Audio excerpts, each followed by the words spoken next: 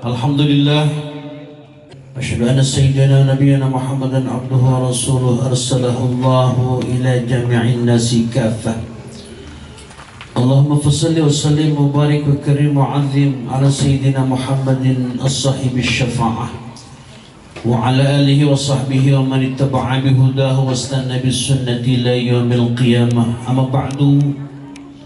Al-mukarramun, para alim, para guru, para orang tua, terkhusus keluarga besar almarhum Bapak Ma'ruf dan Ibu Hajah Mail Surah beserta keluarga besarnya, anak, mantu, cucu, dan yang lain yang tidak bisa disebutkan satu persatu. Bapak Haji Adi, Ustaz Salam, Ustaz Muhtadin, guru-guru kita yang ada di sini. Di dalam Al-Quran ada satu surah namanya Surah Al-Insan. Apa? Surah Al-Insan membicarakan tentang manusia, tentang eksistensi manusia, keberadaan manusia. Bunyinya gimana? Bismillahirrahmanirrahim. Hal ata 'alal insani hinun minad dahri lam yakun syai'an madhkura. Satu ayat aja kita bahas. Apakah telah datang pada diri manusia itu hinun minad dahri, satu saat, satu keadaan, lam yakun syai'an madhkura, dulu orang itu belum disebut sebagai orang.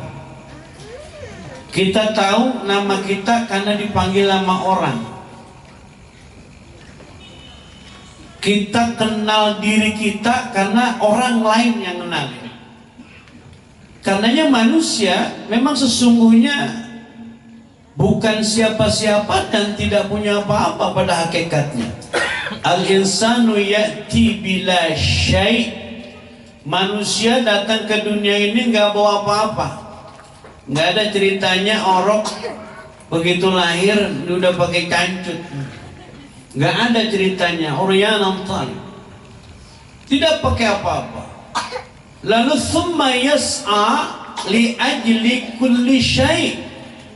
Begitu manusia lahir tidak punya apa-apa, tidak membawa apa-apa, tapi begitu di dunia dia berusaha keras sekuat tenaga untuk mencari apa-apa. Betul nggak? Untuk mencari apa-apa, sehingga manusia banyak dilalaikan dengan gemerlapnya dunia, hijau ranaunya dunia. Mereka melupakan yang namanya fungsi dia sebagai manusia, bahwa nanti kalau dia yas'a li ajli kulli syai', dia mencari untuk menggapai sesuatu, pada fase berikutnya manusia wa yatruku bila syai', semua yang dia cari, rezeki dia yang dia cari segayung pucung, pagi sampai malam, malam sampai pagi lagi, pada akhirnya dia pergi meninggalkan dunia ini bila syai', tanpa membawa apa-apa. Ini filsafat dan ini sunnatullah. Sunnatullah yang nggak boleh kita tolak, bahwa manusia lahir tidak bawa apa-apa, tapi begitu lahir ke dunia dia berusaha untuk memperoleh apa-apa. Dia tinggalkan dunia nggak bawa apa-apa, pergi tidak membawa apa-apa, dan dahsyatnya wa yuhasabu ala kulli syai', nanti manusia akan dihisab dengan apa-apa itu tadi. Apa yang dihisab?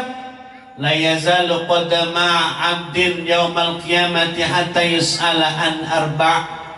Manusia belum lagi hilang telapak kakinya, artinya belum bergeser dia dari tempat duduknya, hatta yus'ala an arba'in, sampai ditanya tentang 4 hal. An umrihi fima afnah, umur dihabisin buat apa? A'maru ummati baina sittina sab'in. Kata Rasulullah, umur umatku di antara 60 bahkan sampai 70, dan sedikit sekali orang yang nyampe 70.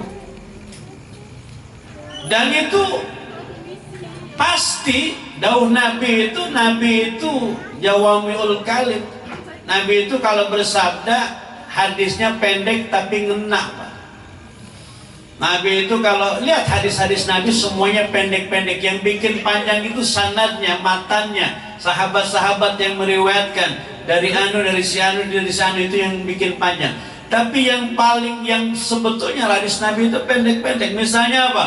Min husnil islamil mar'i tarkuhu ma la ya'ni. Di antara kebaikan seorang muslim adalah meninggalkan perkara yang gak ada manfaatnya. Ibu bapak yang dirahmati Allah subhanahu wa ta'ala, an umri fima afnah, umur kita dihabiskan buat apa?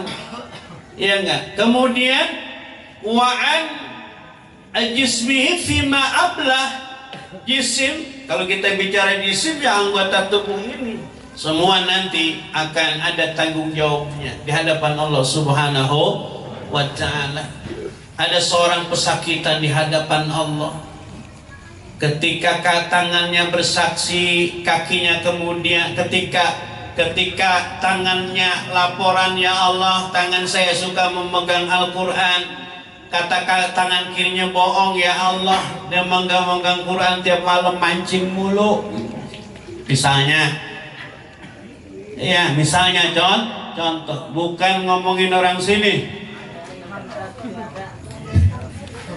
Ustaz mancing boleh. Ya, dicontohin mancing, emang mancing bahaya apa kagak? Gak boleh maju. Ya, maju nyusep. Tangan kaki kirinya yang si bohong, ya Allah, mulutnya ngucap, ya Allah, saya sering baca Quran, baca salawat. Kupingnya nyaksiin, kupingnya bersaksi bohong, ya Allah, mulutnya lemes. Macam-macam tuh. Sehingga kemudian kesakitan dia. Di sanalah kita mengenal alaihissallahu biahkamil hakimin. Bukankah Allah hakim yang sebenar-benarnya? Ketika tidak ada suara, tidak ada saksi yang membantu dia, menolong dia, kemudian datang suara, wahai Allah, betul Abah mau Fulan bin Fulan tidak pernah ibadah, dosanya banyak, dosanya gede, maksiatnya banyak, tapi di akhir-akhir ayatnya dia sujud seraya menangis dengan dosanya, dan akulah saksi, akulah sehelai bulu mata yang menjadi saksi tangisannya itu, ya Allah. Jadi sehelai bulu mata ini bahwa itu menjadi saksi kita di hadapan Allah subhanahu wa ta'ala. Apa sehelai bulu mata menjadi saksi? La yalijun nar man baka min khasyatillah, kata Rasulullah. Tidak akan tersentuh api neraka orang yang menangis karena takut kepada Allah subhanahu wa ta'ala. Fima wa an jismi fima ablah, umur abu badan kita nih, tangan digunakan untuk apa, mata digunakan untuk apa? Ibu bapak yang dirahmati Allah subhanahu wa ta'ala, kalau kita pandai mensyukuri nikmat yang Allah berikan, maka ada yang namanya ala, ada yang namanya na'mah. Kita sering baca tuh, fabi ayyi ala rabbikuma. Tangan itu ala pemberian Allah dan nikmatnya bisa memegang. Mata itu ala pemberian Allah tapi nikmatnya bisa melihat. Karena banyak orang yang dikasih mata, orang yang dikasih tangan gak bisa memegang. Kenapa dia? Karena sudah Allah habiskan nikmatnya. Banyak orang yang punya kaki tapi tidak bisa melangkah ke tempat yang dia tuju. Banyak orang punya telinga tapi tidak bisa mendengar. Kenapa? Nikmatnya sudah Allah cabut. Makanya waman nu'ammirhu nunakkishu fil khalqi. Dikembalikan kejadiannya Allah subhanahu wa ta'ala. Wa an yalmi fima fa wa an mali min aina iktasaba fima anfaqa. Yang ketika ditanya harta dapat dari mana dan dikemanakan. Ya, harta dari mana dan dikemanakan, penting tuh, dapat dari mana. Masih ingat cerita tukang pacul, Pak? Tukang pacul itu nemenin dapat proyek.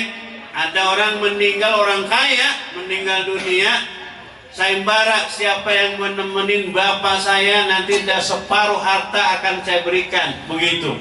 Nah ini orang nggak punya, modalnya cuma pacul doang. Saya siap, daftar dia. Begitu daftar, siap, tanda tangan, ya enggak, hitam di atas putih.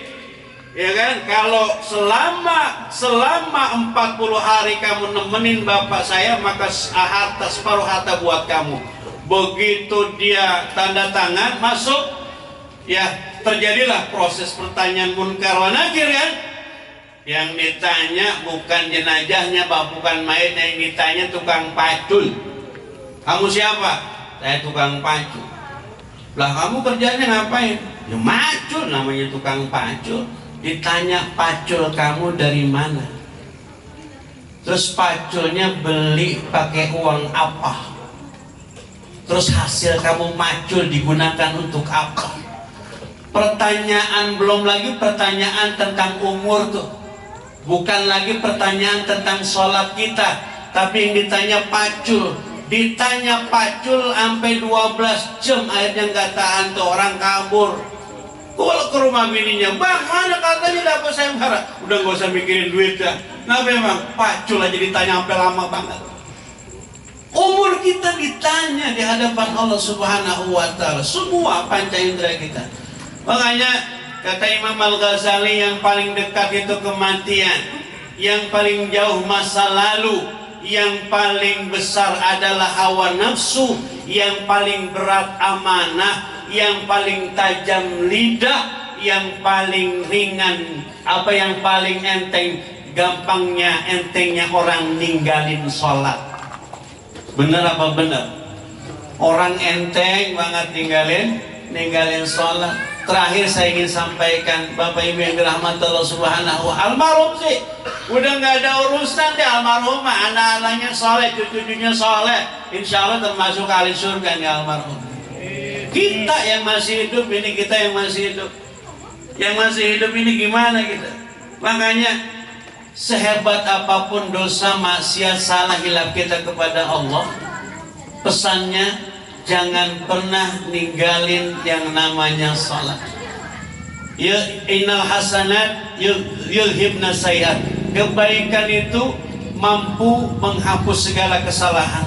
Dosa kita kepada Allah insya Allah tertutup dengan ibadah salat kita. Amin ya rabbal alamin. Mudah-mudahan hadirnya kita di sini menjadi menjadi terketuk hati kita. Suatu saat kita juga akan didatangi rumah kita dengan acara yang sama, mengenang 7 hari, mengenang 40 hari, mengenang sekian tahun. Itu kita akan menjadi bagian orang yang sama. Dan yang terpenting, catatan terbaiknya adalah kenangan-kenangan itu adalah kenangan-kenangan di mana semasa kita hidup kita menebar kebaikan-kebaikan terhadap sesama manusia. Itu yang penting. Mudah-mudahan kita bagian dari orang-orang yang kebaikan kita itu terwariskan kepada keluarga kita, saudara-saudara kita, dan teman-teman kita. Amin ya rabbal alamin. Terima kasih lahir batin, mohon maaf. Assalamualaikum warahmatullahi wabarakatuh.